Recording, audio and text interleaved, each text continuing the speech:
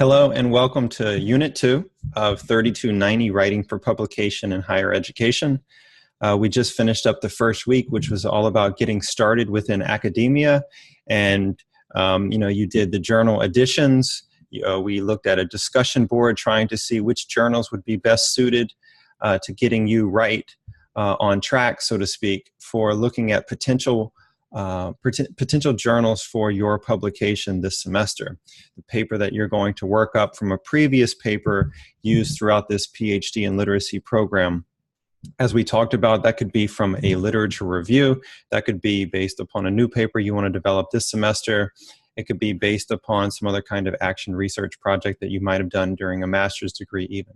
So we're going to be talking about that both in a group setting as well as individual as we progress. The second week is all about a pre-writing workshop.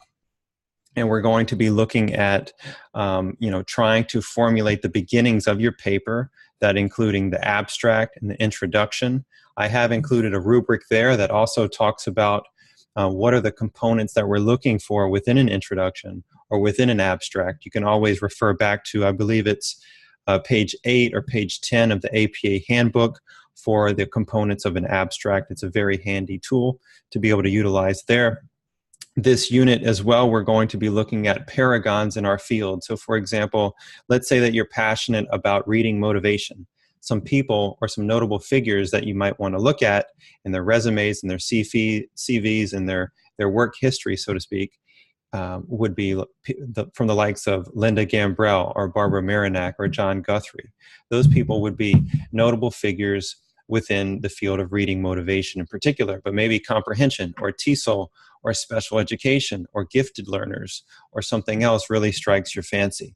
So I would encourage you to always be looking at those notable figures who have already carved out a slice of the pie in that respective field so that we can learn from them. How did they develop their careers? What sorts of publication venues and forums did they first target early in their careers?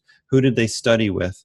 Sort of deconstructing their career histories so that we can learn from that experience. I always say that if we read someone's textbook, we can learn what they learned over the course of 20 years, but we can learn that over the course of a semester. So I think the same thing goes by being able to deconstruct people's CVs and work histories in order to learn from and with those individuals.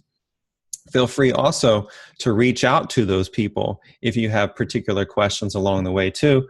Most of us in higher education are more than happy to lend a helping hand to anybody who's interested in something as passionate or in the same passion and line of research as we are as well.